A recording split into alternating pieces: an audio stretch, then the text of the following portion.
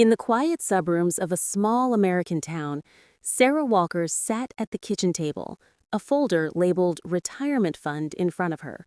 The soft glow of the evening sun streamed through the window, casting long shadows across the room. It had been a long day at work.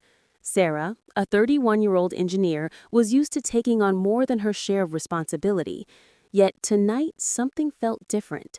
As she flipped through the folder, checking on her savings and planning for her future, her husband, James, sat beside her, glancing at the papers with a slight, almost too casual smile. "I used the money to pay off your brother's business debt," he said, his voice calm and steady. "We'll be fine. You'll thank me later." Sarah froze, her fingers gripping the papers, her heart beating faster with each passing second. She didn't shout. She didn't demand an explanation. There was no dramatic confrontation, just silence. But the words hung in the air, and they cut deeper than any argument could. The money she'd worked so hard for, the money she'd been saving for her future, was gone. In an instant. And all for her brother's business debt, a debt she hadn't even been consulted about. A part of her wanted to scream, to demand an answer, to lash out at the betrayal. But something inside her stopped. Perhaps it was years of always being the strong one, always holding the family together. Maybe it was years of making sacrifices, of bending over backwards to keep everyone happy while quietly losing herself in the process. But tonight, something changed. As she looked at James, she didn't just see her husband. She saw someone who had taken her for granted, someone who had decided her future without ever considering her input. The weight of it hit her all at once. This wasn't just about the money. This was about respect, about control, about the realization that she had spent years putting everyone else's needs above her own, sacrificing her dreams, her peace of mind, and her future for the sake of keeping the peace. And tonight, that ended. Sarah met James's eyes. She didn't yell. She didn't cry. She stood up, picked up her phone, and made one quiet call that would change everything. It wasn't a call for revenge. It wasn't a call for anger. It was a call for herself, a call to reclaim her life. For too long, Sarah had fixed everything that broke: relationships, promises, dreams. She had been the fixer, always trying to make things right for everyone else, never realizing that she was the one who was falling apart. But tonight, that was going to change. Sarah made a promise to herself. She was no longer going to fix things that weren't hers to fix. She was no longer going to sacrifice her peace for the sake of others. This was the moment when Sarah decided to stop repairing everyone else's brokenness and start rebuilding her own.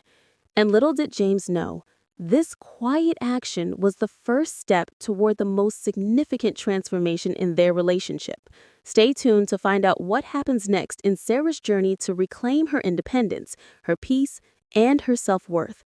If you're finding this story inspiring, don't forget to like, share, and subscribe for more empowering and emotional journeys. The following days felt like they were happening in slow motion. Sarah couldn't shake the unsettling feeling that had settled deep in her chest. She spent hours staring at the walls, as if expecting the answer to everything to appear there. Her mind couldn't escape the conversation with James, and the more she thought about it, the clearer it became. This wasn't about a simple mistake or a bad decision. This was a pattern. For years, Sarah had been the one to fix everything. When the car broke down, she fixed it. When the house needed repairs, she handled it. When there were arguments with family, she mediated. She was the glue holding everything together, but she had never once considered the toll it was taking on her. She had become so accustomed to the role of the fixer that she'd lost sight of her own needs, her own desires, and most importantly, her own voice. Aman, her husband, had always seemed to rely on her, not just for emotional support, but for practical, everyday needs. He had his own struggles, no doubt, but somewhere along the way, he'd begun to view her as his personal ATM. Sarah had always been the steady one, the one who would handle things because she loved him. She did it out of love, out of the belief that love meant sacrificing everything for the other person. But over the years, it had become clear that what started as love had slowly turned into something else: control. James was a good man, but he had become so comfortable with Sarah always being there, always fixing the problems, that he no longer recognized her sacrifices. He was more concerned about how things looked from the outside: the debts, the stress of family obligations, the constant need for more. Sarah had always made it work, and now she was paying the price for it. The silence between them grew thick with unspoken words. James, unaware of the weight that had shifted, continued as if everything was normal. He didn't know that something had changed in Sarah, that the calmness she had displayed during their conversation was only the surface of the decision she had already made. She wasn't angry. She wasn't looking to start a fight. No, Sarah had moved beyond that. This wasn't about anger. It was about reclaiming herself. Her phone call to reverse the transfer had been a turning point, but it had also opened up a floodgate of realizations. The deeper she dug into her thoughts, the more she uncovered about the years of emotional labor she had invested in her marriage, her family, and her career. She had been so focused on fixing what was broken that she had neglected to fix herself. But now, something had shifted inside of her. She no longer wanted to be the person who always sacrificed her dreams for others. She no longer wanted to be the one who was constantly giving with never receiving anything in return. And most importantly, she didn't want to live a life where her value was tied to how well she could fix other people's problems. She was tired of carrying that weight. Every conversation with James had been a subtle negotiation. Every holiday, every family gathering, every weekend had been another example of her pushing her own desires aside to keep the peace. But after that quiet call, Sarah began to realize that peace doesn't mean keeping everyone else happy. Peace meant keeping herself whole. James didn't understand yet. He was too busy with his own world, too focused on the external pressures of their life, to see the quiet storm inside Sarah. But Sarah wasn't waiting for his understanding. She was making a change, and it was happening, whether he saw it or not. The next few days felt like she was living in a quiet storm. She moved through the house and her days with a newfound clarity. She wasn't upset. She wasn't planning revenge, but she was finally seeing things clearly. This wasn't just about the money. It was about her life, her dreams, and her voice. And soon, she would take the next step. The next step would free her from the chains of expectation and control. But for now, she sat quietly in her own space, quietly plotting the course that would lead her to her true self. Stay tuned to see how Sarah's journey unfolds as she begins to take back what was always hers: her peace, her power, and her identity. The days following Sarah's decision felt different. She had never felt this calm before. Not in the years of constantly juggling among her family responsibilities, her demanding career, and her husband's needs. But now, there was something profoundly still inside her, a sense of clarity, of quiet strength that had been absent for so long. She was no longer the fixer. She was reclaiming herself, piece by piece. James, of course, didn't understand. He had always assumed that Sarah's silence meant everything was fine. She had become so skilled at keeping the peace, at swallowing her discomfort, that he never questioned it. He had no idea that his actions had left deep emotional scars. He still went about his day, unaware that Sarah was no longer the woman he had known.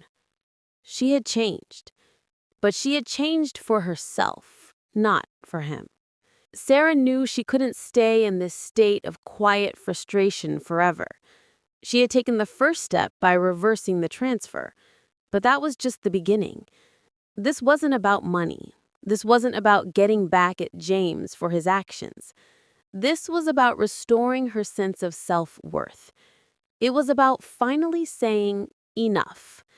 Enough of living a life defined by others' expectations.